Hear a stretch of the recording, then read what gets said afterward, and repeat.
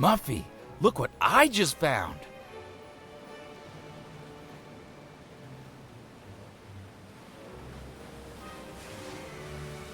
Is that what I think it is? A dinosaur fossil. A memento of the behemoths. A shadow of a bygone age. My very own dinosaur. That's an ammonite, that is. Really not helping here, Crab. Just saying. And it was right here where you were searching.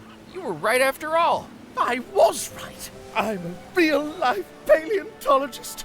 This'll show Papa. Crab, we're heading back to Dead Nettle. Muffy found what he was looking for. Glad to hear it. Step aboard. Where did your friend run off to so fast? I have no idea, but I think we made a childhood dream come true tonight. I am so overwhelmed, I might spew right across the deck.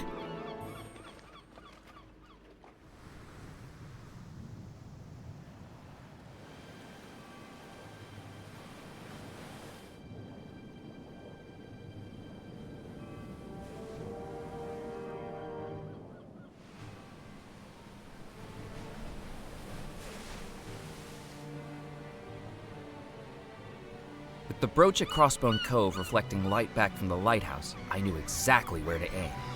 I took a match out of the matchbook and lit the cannon's fuse. I felt like a pirate captain about to unleash a broadside barrage. Ready the cannons, you scurvy scallywags! Pull the ship to port, down with the mainsail! Buckle your swash and fire!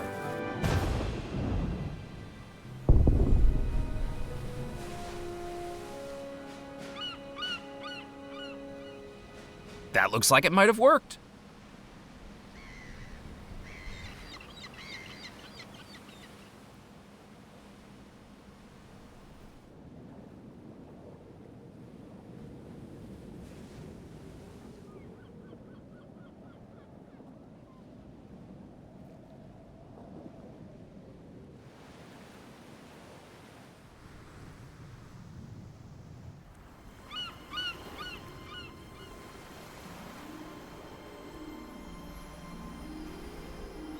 I glanced at the book's cover and was more than surprised to read the title, Dunstan the Dinosaur, above a drawing of a bulbous yellow triceratops walking on two legs and wearing a bowler hat.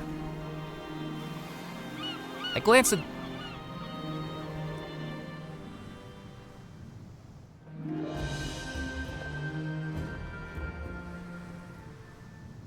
Well, blow me down. What's happened here? Did you do this, Murphy? I needed to find a way in. Well, Aladdin, I think you found your magic cave.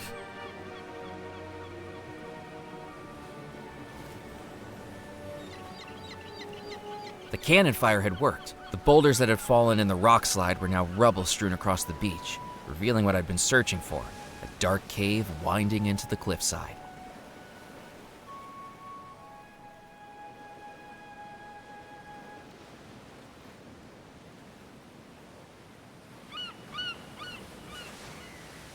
A ghostly glow flickered from the far end of the cave as I slipped on the seaweed-covered rocks trying to reach it. I began to fear the worst, but as I emerged in the subterranean chamber, I discovered it was actually the otherworldly glow of plankton.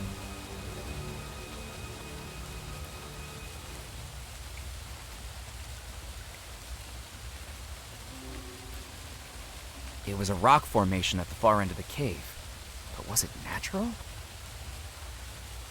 I didn't know if my mind was playing tricks on me, but the rock formations in the cave began to look like a skull and crossbones. So that's why they call it that.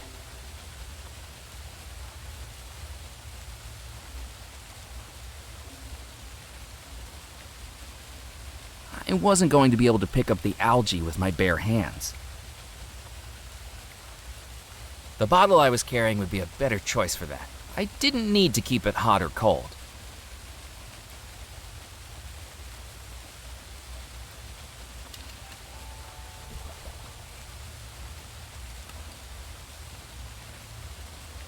I scooped up some of the algae water. With a quick shake to agitate it, the bottle began to shine like a blue lantern.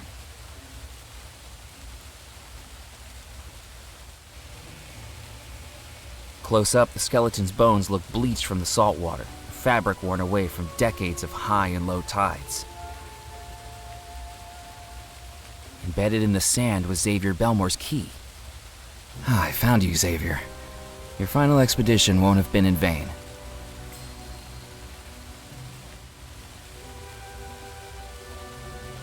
Murphy McCallan, you will pay for your insolence. I have the third key now, Rackham. The treasure doesn't belong to you. What you've done to Abigail Belmore cannot be allowed to continue. Abigail Belmore is dead, as will you be if you continue this pathetic charade. She deserves to be free, just like all the ghosts of the manor. I will not be defeated by a mere mortal. Even if you claim the treasure, I will haunt you to the ends of the earth. There will be no escape from the terror and misery I will bring down upon you. Each time you sleep, I will turn your every dream into an unending nightmare. I've survived your attempts to kill me twice now, Rackham. Maybe you're not as powerful as you think you are. Even with the 3 keys, do you really think you can beat me to the treasure, Murphy? You are a mortal. I am an all-powerful spirit. I have looked upon the face of death, and still I remain here. Now it's time for you to look upon death too. Just as Xavier Belmore drowned in the rising tide of this cave, So shall you.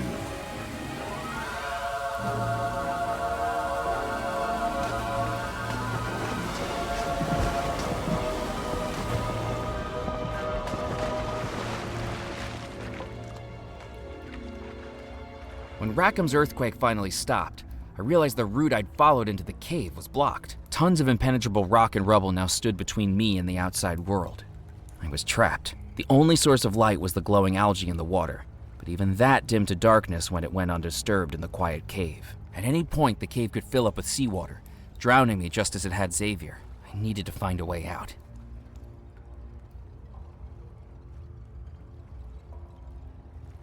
My path into the cave had been blocked by a cave-in. I suddenly felt the need to wear a mining. As I stood still, I noticed the algae beginning to dim.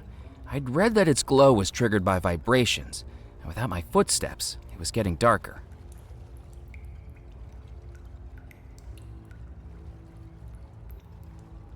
A high tide would have finished me off long before I'd managed to dig my way out. That didn't work. I didn't know if my mind was playing tricks on me, but the rock formations in the cave began to look like a skull and crossbones. So that's why they call it that.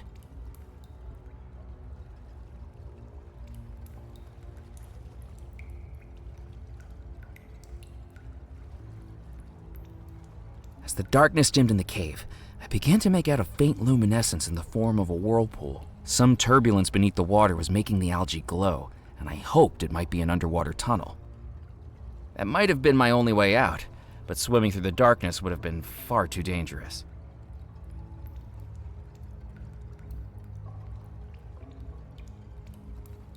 The lights below the water didn't offer much chance of escape, but at least it was better than waiting to drown in the cave. Using the bottle of algae as an underwater lantern, I waded into the water, then dived down below the surface.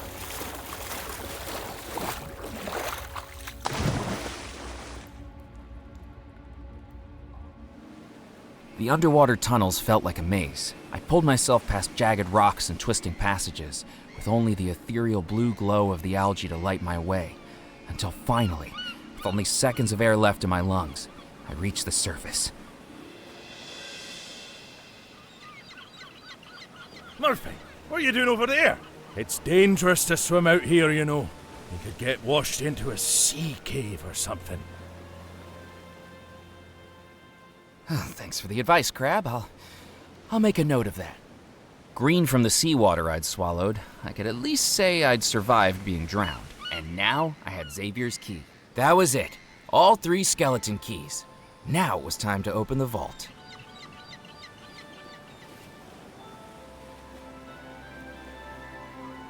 Hello again, Crab. Hello, Murphy. I'd like to head back to Dead Nettle, please. Hop aboard, Murphy.